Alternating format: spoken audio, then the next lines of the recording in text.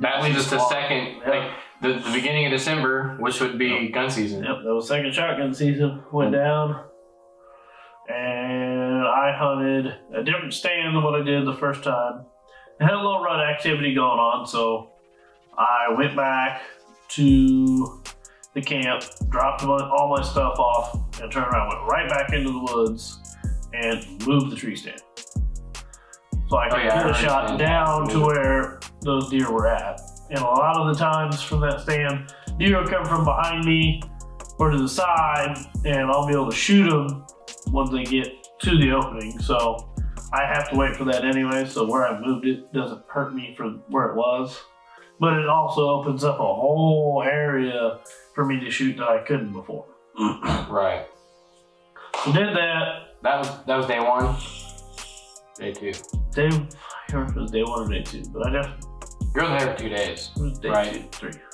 Oh, you did have Friday off? No, I was at 4. Yeah, it was Thursday, Friday, Saturday, Sunday. That's right. I think I was there for 4. I might have just hunted Friday, Saturday. So then pretty much, I moved it second day, because, second day. Second day, I didn't see nothing that night, went in the next day. That was second day. Moved it, and then that night after I moved it, I had deer come up, and I don't know why, the dude hunts.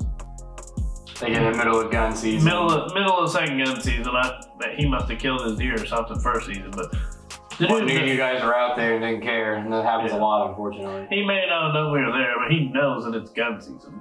But sure wouldn't be.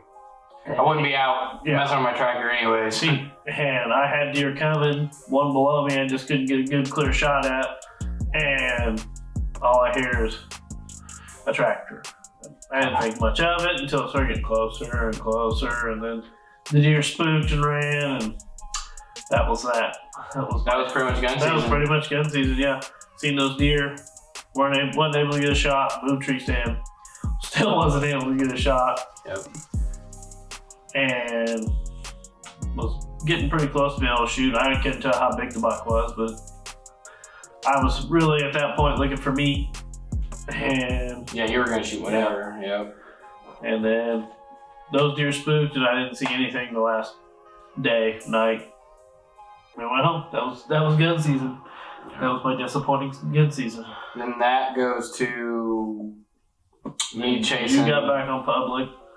Yeah, I came back to public right after that, and that weekend is when I got videos of the 10-pointer that I pretty much chased the rest of late season. Yeah, because when I was down there, you were pulling cameras and stuff home. Yeah, because I found him, and then I just started pulling cameras everywhere else. All the other cameras were pretty much dry, or were just stolen, or there was just a bunch of human activity, so I was just not going to hunt there. And then at that point, it was basically I hunted the vast majority of our cameras came back home because they didn't have the info we needed. There was too much sign, and they got stolen. Yeah, and we were just over it at that point. We weren't really towards late season. We just kind of quit hunting the cameras pretty much altogether. It was we know where we wanted to hunt, where the bucks that we wanted to hunt were at, or where we had last seen them at, and that's where we were hunting at. And so it's okay, we've already had 4 or 5 cameras stolen at this point, so might as well take them out of the woods anyway. Right. Well, I hunted that deer. That was stressful. I couldn't win. Day one, I dropped my camera out of the stand and it screwed my audio up. So I didn't have any audio for 5 days of that hunt. I hunted that deer all Christmas break, all New Year's break. I think I put 14, other than a few days of work, straight sits for that deer, and I only came up with the one time. I drew back on that one deer. I thought it was him. It was another small 10-pointer, and it was last light, come right underneath me. I get full draw, realized it wasn't the deer that I wanted to shoot. Thank God. And then he took off, and that was pretty much chasing that deer the rest of the season. Yeah. And then except for what else did we do in December? After second season, that would have been that next weekend. That's when I flopped that arrow. I got my saddle, the rest of my saddle stuff in.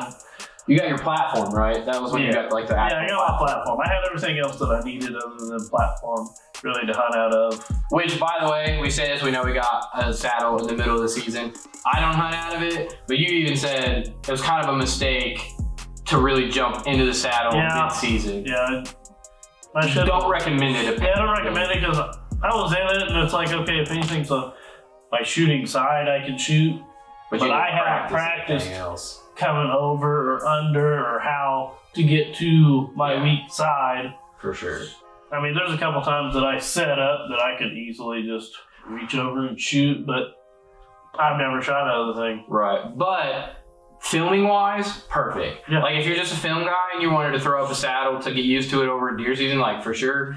I don't personally like the saddle to hunt out of, like, or to sit in, like the actual platform, I guess. I like the saddle. I use my tree stand, it's way more comfortable. I need to sit down sometimes and that's just perfect for me. But I mean, like the setup of having the saddle, like as a film, like I'm behind you, I'm way out of your way. I can pretty much get on either side of you if I need to. It's an awesome film setup. Another thing I learned from using the saddle is the normal camera arm doesn't really work all that well.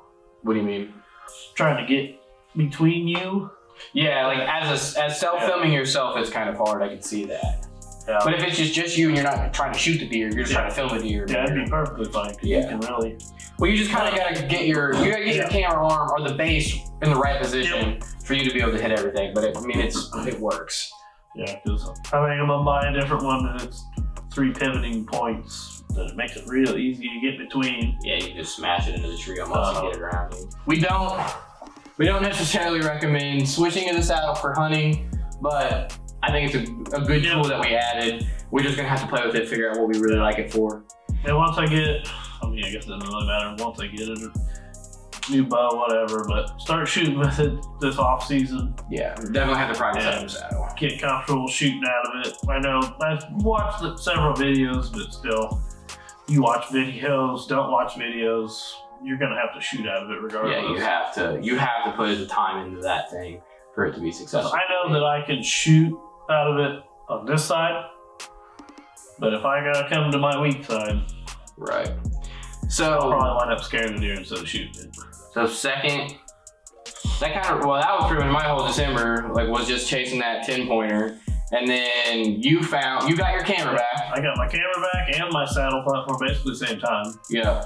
And then it was on from there with you filming. That's why, like I've explained this to some people, but like I know like our page this year is probably a lot more me hunting than him. Yeah, that was not planned. Yeah. It was just he didn't have a camera, so what were we gonna do?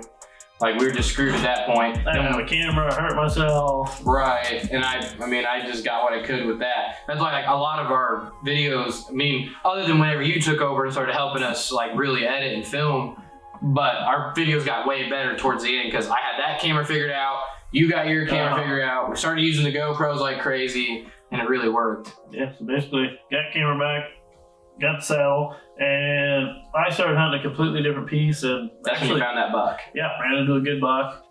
And he was chasing does, wasn't he? Yeah, surprisingly, it was like December. Yeah, it was like late December, almost January. Yeah, like mid to late, I think. It was towards the end because Kent was telling me about. At that point, I was just kind of like, whatever, the season's crappy. I need the freezer. Yeah, you were just kind of stressing at that point for real. Yeah, and Kent was like, okay, well, I know I've seen some does here, so I went, hunted there with him inside a completely different spot. Yeah, he sat down at the bottom, seen these does.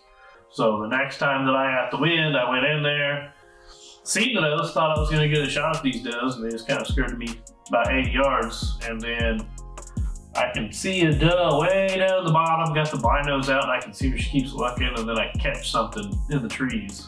Yeah, and then the video of him just darting across. He just comes down, trotting, and darts across. It's pretty sweet. And it was a good buck. He was 140s every bit of shooter on public all day. Got me excited. I spent the rest of the time hoping and praying that I got the right wind. I went in there. But that's the only thing that really kept me out the rest of the season. Like, I was chasing that 10-pointer, and I had more free range with wind. All the wind that we had was favorable for me to hunt there, and all the wind was terrible for you to hunt there. And you pretty much, like, when you couldn't hunt there, you were, like you said, bouncing to just shoot deer.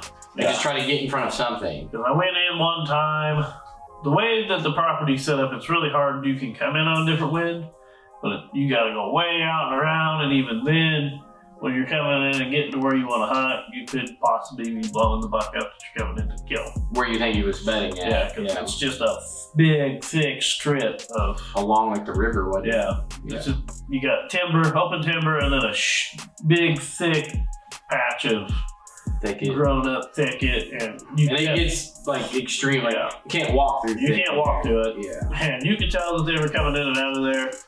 I would definitely... Because you didn't see him come out, did you? No, I just seen him down on the opening. Assuming that's where he had to have come from. If you didn't see him anywhere else. Right. And the way it's set up, like there's all kinds of thick willow trees. Mm-hmm.